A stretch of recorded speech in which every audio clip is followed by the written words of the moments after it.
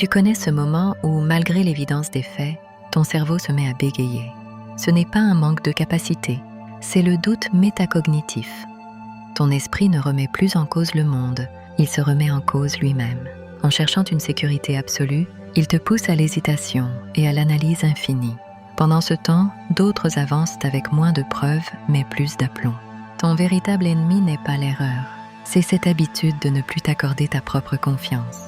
Le piège est subtil, tu as vu, tu as compris, tu sais que tu as raison, mais une petite voix s'obstine à demander « et si ?» Ce n'est pas de l'ignorance, c'est ton cerveau qui te ment en confondant prudence et peur.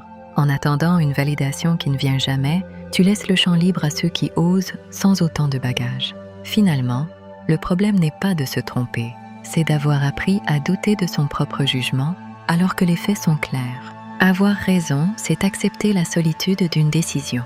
Mais quand le doute métacognitif s'installe, ton cerveau préfère reculer plutôt que de trancher.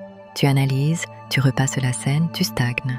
Ce mécanisme de défense finit par devenir un obstacle.